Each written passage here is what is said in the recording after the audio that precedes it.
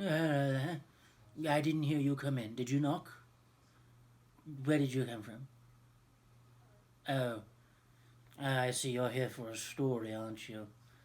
Yes, they're always here for stories. Ever since I got this blasted book, they always come for stories. Well, very well, I think I can find some sort of tale to tell you. Give me just a moment, miss. No. I've done that one. Yes. Here we go. This will be the perfect tale to make you go away. Yes, the tale of Haverforth, the sandwich-making Viking. Yes. Yes, I shall tell you the tale of Haverforth. Haverforth, the sandwich-making Viking. For you see, Haverforth, like all Vikings, was of course a natural-born warrior. However, unlike many tales will tell you, the Vikings had one other skill hidden from the world. Yes, it is correct. The Vikings not only invented, but helped to perfect the sandwich. I know you may have heard the tales that some British lord named Sandwich as the one that invented it, but in reality he just stole the idea from the Vikings and slapped his own name on it in an incredible show of arrogance, so typical of the British lords.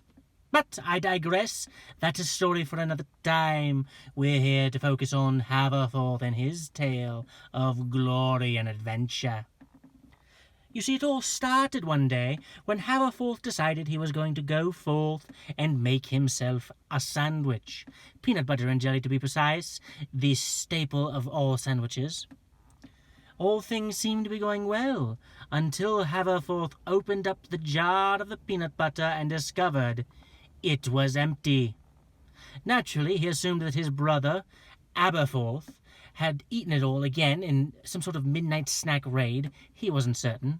But all he knew is that he needed the peanut butter for his sandwich, and he could not wait. And thus, donning his cape, he stepped forth into the world, onto his glorious quest to reach the store and buy more peanut butter. Truly, it was a spectacle to behold. Haverforth marched through the lands, enduring all sorts of horrible wind and weather, until he finally reached his destination and stepped forth to achieve and attain the gooey, peanut buttery goodness within. However, this tale is not without its strife. For you see, as Haverforth made his way home across lands that suddenly had remarkably better weather than before, I'll have to talk to the artist about that one, he was not destined to reach his destination unchallenged. For ho, there before him stood a great rival, Haverdan, the shamed cook. Once known as the greatest sandwich maker in all the lands, Haverdan had fallen from grace when he had dared to suggest a product that blended the wonderful juiciness of the pineapples brought from foreign lands with the tanginess of pepperonis and pasta sauce. Such heresy could not be accepted, and thus Haverdan was thrust out of the community. However, it appeared that he had come before Haverforth in an attempt to regain his glory by stealing the peanut butter and making his own sandwiches to give to the people. "Stand fast, Haverforth," said Haverdan. "I have come for thine treasure, and I will not leave without it." "Have at thee, knave!" cried out Haverforth as he drew his sword and lunged forward towards his opponent. Thus did the battle ensue, with sword against sword, clanging out in the night sky, letting known to the world of the battle between these two men. Truly they appeared to be equal in skill, equal in determination. However, a battle can turn at a moment's notice, and before long Haverforth had stepped forward and struck down Haverdan. As the two stood, leaning on one another in the final moment of Haverdan's life, Haverdan reached up, placing his hand on his former brother's shoulder, and whispered into his ear, "I may have fallen on this battlefield, Haverforth, but know this, I am not alone in my quest to overtake you and your grand sandwich-making skills.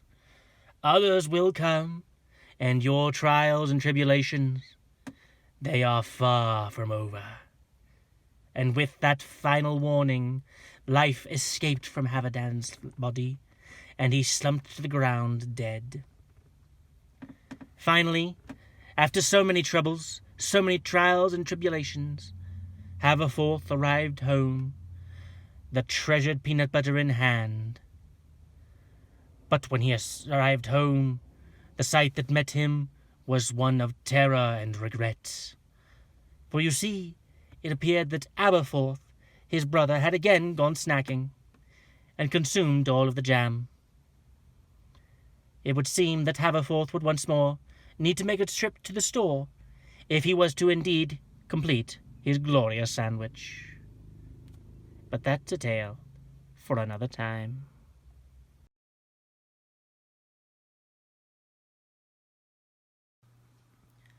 Well, yes, that was quite the interesting tale, wasn't it? Yes, interesting is the word we're going to go with for that one. Well, I suppose now that you have your tale, you're going to go along on your way, leaving my home and coming back again when you feel ready for a new story, I suppose. Yes, be on your way. Leave like all the rest. Blasted home invaders.